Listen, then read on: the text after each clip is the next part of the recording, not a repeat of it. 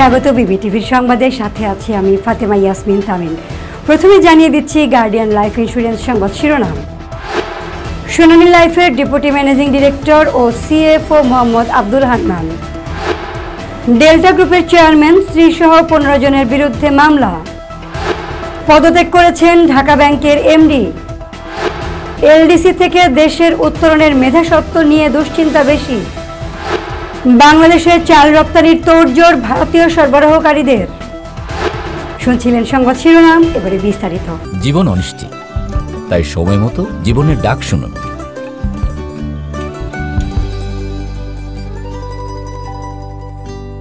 সোনালী life insurance company লিমিটেডের নতুন chief financial officer ও deputy managing ডিরেক্টরের পদে দায়িত্ব গ্রহণ করেছেন অভিজ্ঞ আর্থিক বিশেষজ্ঞ মোহাম্মদ আব্দুল হান্নান, এফসিএ সিএমএ।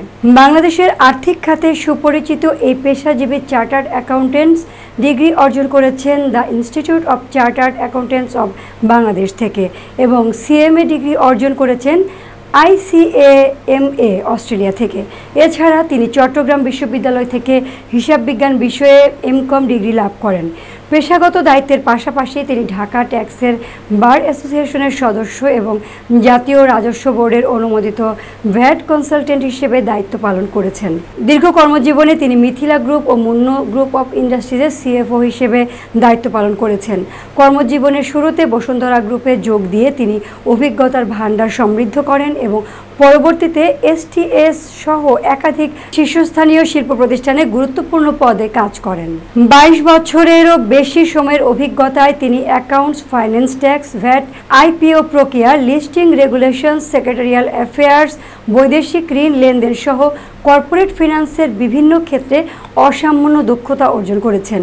তার পেশাগত যাত্রা শুধু দেশের মধ্যে সীমাবদ্ধ নয়। যুক্তরাজ্য, তুরস্ক, অস্ট্রেলিয়া, সৌদি আরব, সিঙ্গাপুর, মালয়েশিয়া, থাইল্যান্ড, ভারত ও নেপাল সহ বহু দেশে অনুষ্ঠিত সেমিনার ও কর্মশালায় অংশ নিয়ে তিনি আন্তর্জাতিক অভিজ্ঞতাও সঞ্চয় করেছেন। সোনালী লাইফ ইন্স্যুরেন্সের ব্যবস্থাপনা কর্তৃপক্ষ আশা প্রকাশ করেছে তার যোগদান কোম্পানির আর্থিক ব্যবস্থাপনা, নীতি বাস্তবায়ন ও কৌশলগত উন্নয়নে নতুন মাত্রা যোগ করবে এবং দীর্ঘমেয়াদে কোম্পানিকে আরও শক্তিশালী আর্থিক ভিত্তি প্রদান করবে। ব্যাংকিং নিয়মনীতির তোয়াক্কা না করে ক্ষমতার অপব্যবহারের মাধ্যমে ঋণের প্রায় 68.5 কোটি টাকা আত্মসাতের অভিযোগে ডেল্টা অ্যাক্সেসরিজ লিমিটেডের চেয়ারম্যান ও ব্যবস্থাপনা পরিচালক ইঞ্জিনিয়ার AKM ফারুক আহমেদ, তার স্ত্রী এবং সাউথ ইস্ট ব্যাংক লিমিটেডের শীর্ষ 12 কর্মকর্তার বিরুদ্ধে মামলা দায়ের করেছে দুর্নীতি দমন কমিশন। রোববার সেগুনবাগিচায় দুদকের প্রধান কার্যালয়ে সংস্থাটির মহাপরিচালক মোহাম্মদ আক্তার হোসেন মামলার বিষয়টি নিশ্চিত করেছেন।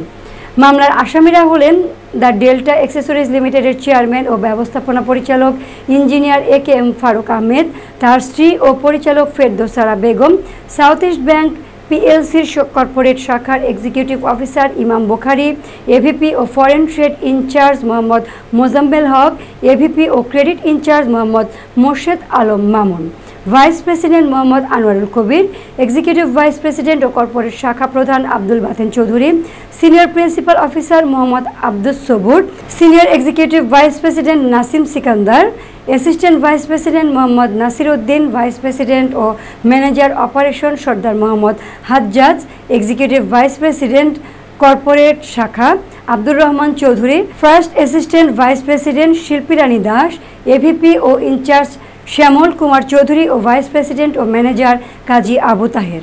এজাহার সূত্রে জানা যায়, আসামিরা অসৎ উদ্দেশ্যে সাউথ ইস্ট ব্যাংক লিমিটেডের মতিঝিল কর্পোরেট শাখা থেকে 9টি হিসাবের মাধ্যমে ঋণের নামে 58 কোটি 90 লাখ টাকার বেশি অর্থ উত্তোলন করেন।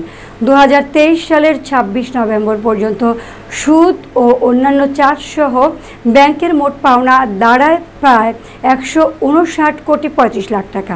এর মধ্যে বিভিন্ন সময়ে 91 কোটি 7 লাখ টাকা পরিশোধ করলেও অবশিষ্ট প্রায় 68 কোটি 27 লাখ টাকা পরিশোধ না করে আত্মসাৎ করেছেন অভিযুক্তরা। ঢাকা ব্যাংকের ব্যবস্থাপনা পরিচালক শেখ মোহাম্মদ মারুফ ব্যক্তিগত কারণ দেখিয়ে পদত্যাগ করেছেন। বৃহস্পতিবার ব্যাংকের চেয়ারম্যান আব্দুল হাই সরকার বরাবর পদত্যাগপত্র জমা দেন তিনি। 2024 সালের অক্টোবরে ব্যাংকটির এমডি পদে যোগ দেন শেখ মোহাম্মদ মারুফ।